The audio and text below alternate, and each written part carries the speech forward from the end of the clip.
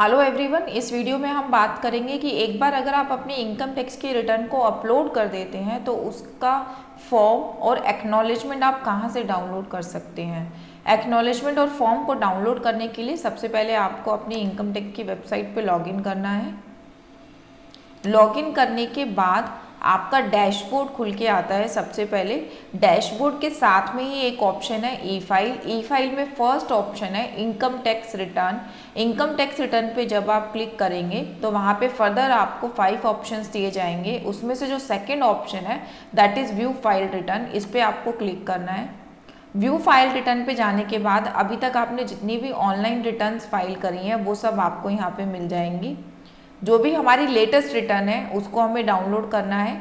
Assessment year 23-24 की return हमने अभी अपलोड करी थी, तो उसकी एक्नॉलेजमेंट को और फॉर्म को डाउनलोड करने के लिए अगर आप राइट हैंड साइड पे देखेंगे तो यहाँ पे 4 ऑप्शन दिए होते हैं। चारों ऑप्शन में सबसे पहला ऑप्शन है व्यू डिटेल्स। जब आप व्यू डिटेल्स पे क्लिक करते हैं तो यहाँ पे डिटेल्ड में इंफॉर्मेशन होती है कि आपने रिटर्न को कब अपलोड किया, कब वो वेरिफिकेशन के लिए पेंडिंग थी, कब आपने उसको वेरीफाई किया, और अगर ये रिटर्न प्रोसेस हो जाती है तो कब रिटर्न प्रोसेस हुई। यहाँ पे डेट वाइज सारी इंफॉर्मेशन मेंशन होती है व्यू डिटेल्स में।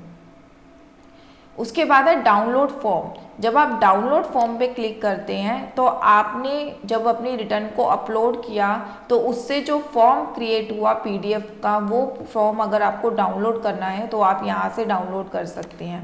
ये फॉर्म कुछ इस तरीके का होता है। आपकी जितने भी पेजेस की आईटीआर होती है वो पूरी आईटीआर इस डाउनलोड फॉर्म पे निकल के आती है। ये पीडीएफ फॉर्म आप अगर फ्यूचर रेफरेंस के लिए देखना चाहते हैं कि आपने कौन सी इन्फॉर्मेशन कहाँ फीड करी थी, या आप अपनी रिटर्न को क्रॉस चेक करना चाहते हैं कि आपने रिटर्न सही अपलोड करी है या नहीं करी है, तो उसके लिए आपको डाउनलोड फॉर्म को डाउनलोड करके फिर उसको चेक करना होगा। देन ऑप्शन है download receipt. Download receipt, receipt का मतलब है एक्नॉलेजमेंट। ये प्रूफ होता है कि आपकी रिटर्न जो है सक्सेसफुली अपलोड हो गई है। अपलोड करने के बाद आपको रिटर्न को ई वेरीफाई करना कंपलसरी होता है। अगर आप ई वेरीफाई नहीं कर रहे तो आपको साइन करके वो बैंगलोर भेजनी पड़ती है। अब आप एक्नॉलेजमेंट देखकर भी पता लगा सकते हैं कि आपकी रिटर्न ई वेरीफाई है या नहीं है। एक्नॉलेजमेंट के लास्ट में रेड कलर में लिखा हुआ है do not send this acknowledgement to CPC Bangalore.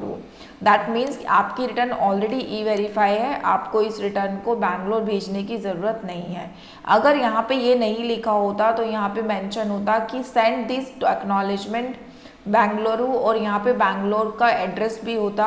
क्योंकि आपकी रिटर्न ई वेरीफाई नहीं थी तो आपको बैंगलोर साइन करके पोस्ट करना होता है यहाँ पर उसका एड्रेस, और ये एक्नॉलेजमेंट वेरीफाई है या नहीं है नीचे दोनों चीज़ें मेंशन होती हैं।